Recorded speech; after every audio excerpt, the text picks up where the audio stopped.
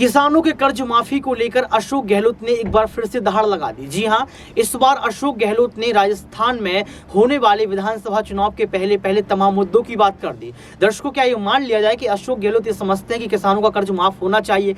क्योंकि अशोक गहलोत वर्सेस सचिन पायलट की लड़ाई खत्म नहीं हो रही है। इस बीच अशोक गहलोत ने एक अलग रणनीति बना ली। अशोक गहलोत ने सोच लिया कि अब सचिन पायलट की जो लड़ाई है उसको खुद से ही खत्म करना पड़ेगा, ध्यान अब मुद्दों पर देना पड़ेगा। लगातार अशोक गहलोत जो है राजस्थान के तमाम मुद्दों पर चर्चाएं कर रहे हैं, जनता से मुलाकात कर रहे हैं, जनसंपर्क कर रहे हैं, बीजेपी पर हमला बोल रहे हैं। यह तक भी कह दिया कि बीजेपी के पास धन की कमी नहीं है, बीजेपी ने देश को लूट लिया।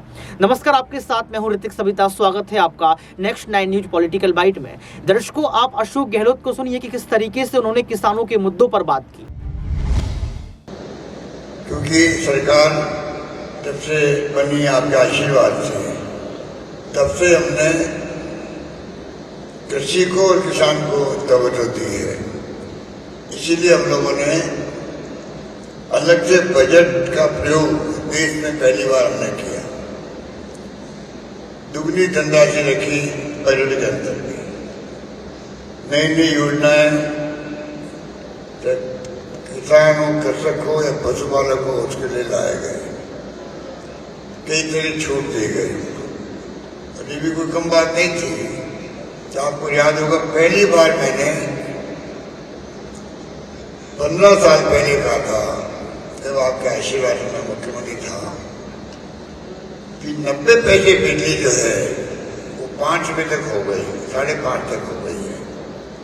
और मैंने कहा था उस जमाने के अंदर कि किसानों की बिजली 90% ही रहेगी, 90 पैसे ही रहेगी, एक नया पैसा आगे नहीं बढ़ाएंगे हम लोग।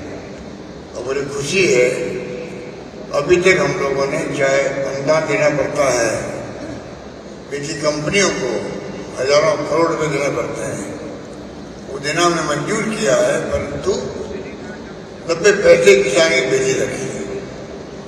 अभी जो छूट दी गई है 2000 यूनिट तक की, वो अपना बहुत बड़ा फैसला है। करीब 1800 रुपये प्रति माह बचेंगे उसके, अगर 90 पैसे के हिसाब से बात करें तब भी। तो आप सोच सकते हैं कि इस प्रकार बचत कैसे हो इस महंगाई के दौर के अंदर, किसान मजबूत कैसे हो, किसान की आय कैसे बढ़े, ये प्रयास हम कर रहे हैं। ये बात प्रधानमंत्री ने भी कही थी, एनडीए गवर्नमेंट ने भी कही, हम किसान की आय दुगनी कर देंगे। अभी तक तो एमएसपी का ही पूरी तरह फैसला नहीं पाया।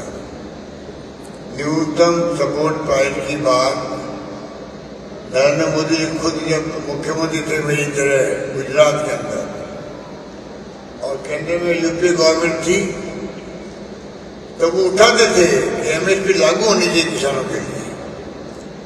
और जब सरकार आ गई, उनकी खुद की प्रधानमंत्री बना दिया, उनको झूठे वादे के आधार पर पहला धन लेके आऊंगा, किसानों की आमदनी दुगनी कर देंगे, लोकपाल आएगा, अच्छे दिन आएंगे, 2 करोड़ नौकरी दूंगा प्रति वर्ष नौजवानों को। एक वादा पूरा नहीं कर पा रहे, और अब तो उनकी बात करना ही छोड़ दी। इसलिए मैं कहना चाहूंगा, एक तरफ तो वो सरकार जो छोटे वादे करती है, और उनके जो राज्य के नेता हैं वो भी उन्हीं का अनुसरण करते हैं। उनका चाल चरित्र चेहरा तो सामने आ गया। ये बात अभी रामेश डोडी जी कह रहे थे, और आनंदा जी कह रहे थे कि हमने सरकार बनते ही जो राहुल गांधी ने वादा किया था प्रदेशवासियों से कि हम 7 दिन में कर्जा माफ कर देंगे। और ये बात आप सबको मालूम है कि आते ही सरकार ने 2 दिन के अंदर राजस्थान ने नहीं, मध्य प्रदेश ने और छत्तीसगढ़ में भी उन्होंने 1 दिन में कर्जे माफ कर दिए। और पिछली सरकार 50,000 का वादा कर रही थी, मुश्किल से हमने जितना कर्जा था, चाहे 2 लाख था, चाहे 5 लाख था, 7 लाख पूरा कर्जा माफ कर दिया, 14,000 करोड़ कर दिया, बल्कि 6,000 करोड़ तो पिछली सरकार का बकाया था, वो भी हमने चुकाया। हाँ, राष्ट्रीयकृत बैंकें जो है उनको बार बार प्रधानमंत्री को कह रहे हैं कि आप इसका इंडस्ट्री वालों को 10 लाख करोड़ का कर्जा माफ किया है, इंडस्ट्री वालों का 10 लाख करोड़ का, ये तो 1 लाख करोड़ भी नहीं है किसानों का। तो उनके साथ में अगर सेटलमेंट कर सकते हो बैठ करके, तो आप किसानों के कर्जे जो है सेटलमेंट कर लो, किसान का हिस्सा आएगा, वो स्टेट गवर्नमेंट देगी और पूरा कर्जा माफ हो जाएगा। उसके लिए वो तैयार नहीं हो रहे और वो तैयार होंगे भी नहीं। पार्लियामेंट के अंदर लोकसभा में क्वेश्चन का जवाब दिया इन्होंने, ये क्वेश्चन पूछा गया भाई कि आपकी मंशा क्या है। जिस प्रकार डॉक्टर मनमोहन सिंह जी ने देश के किसानों का 72,000 करोड़ का कर्जा माफ किया था, आपकी गवर्नमेंट की मंशा बताइए। तो उन्होंने साहब कहा हम कोई किसानों का कर्जा माफ नहीं करेंगे और माफ करना भी नहीं चाहिए। क्या कह रहे हैं? मैं पूछना चाहता हूँ या राजस्थान के नेताओं से, आप जवाब उनसे मांगो, देश के प्रधानमंत्री से मांगो आप जवाब, तो कृषि मंत्री से मांगो जो किसानों की बात करते हैं।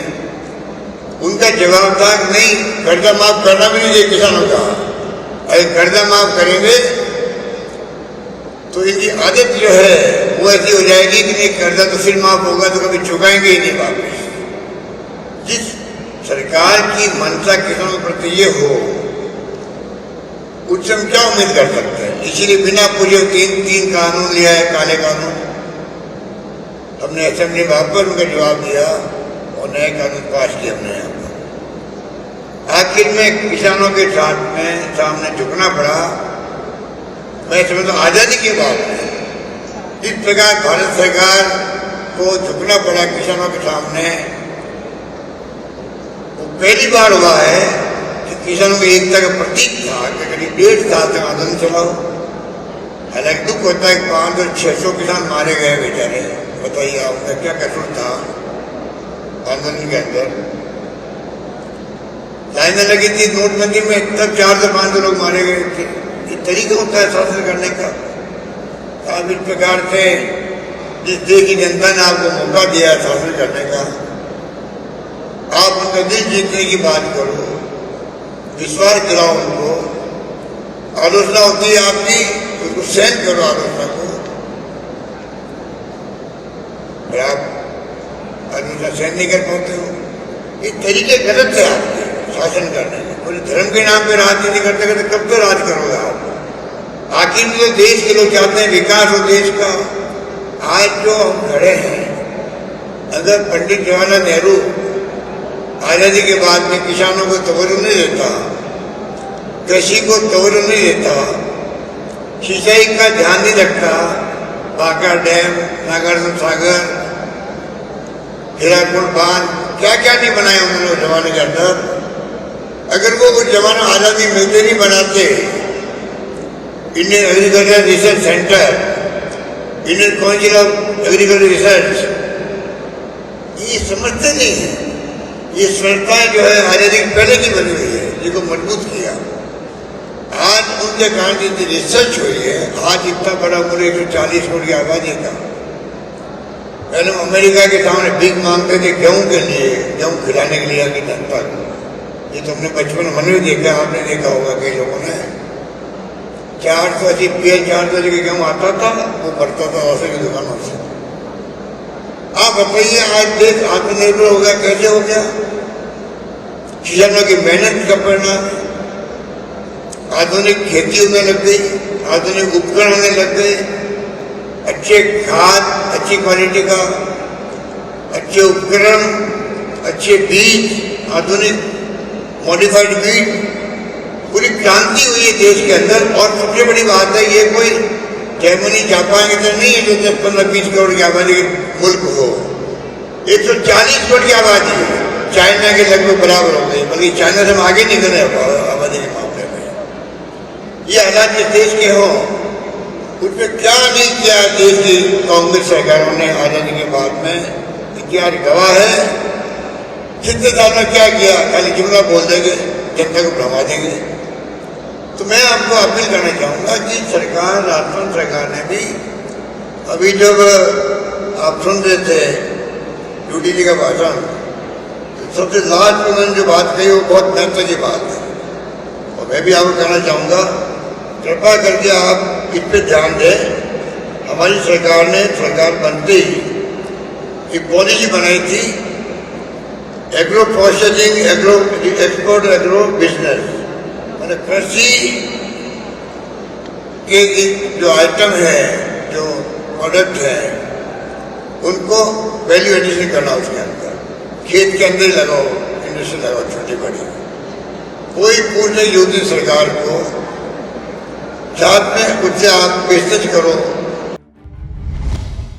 तो सुना आपने इस वीडियो को सुनने के बाद आपको पता लग गया होगा कि अशोक गहलोत ने किसानों के लिए बात कर दी। पहले जो है पेपर लीक के मामले पर अशोक गहलोत ने जमकर बातें की, लेकिन इस बार ऐसा लग रहा है कि राजस्थान में जो लड़ाई होने वाली है, जो चुनाव होने वाला है, वो चुनाव कहीं ना कहीं बीजेपी वर्सेस कांग्रेस का ही रहेगा। आम आदमी पार्टी अगर प्रवेश कर चुकी है राजस्थान, अरविंद केजरीवाल पहुंचे हैं। अगर सचिन पायलट अरविंद केजरीवाल के साथ दे देते हैं तो यहाँ पर अशोक गहलोत को घाटा हो सकता है। भले ही मुद्दों की बात अशोक गहलोत कर रहे हैं, लेकिन मुद्दों से भटकाने का प्रयास भी हमेशा करते आए हैं। अब देखना ये पड़ेगा कि किसानों की क्या राय होगी, बीजेपी सरकार किस तरीके से जो है इन तमाम मुद्दों को सुनने के बाद अपना फैसला सुनाएगी। आज के लिए सिर्फ इतना ही। देखते रहिए नेक्स्ट 9 न्यूज पॉलिटिकल बाइट।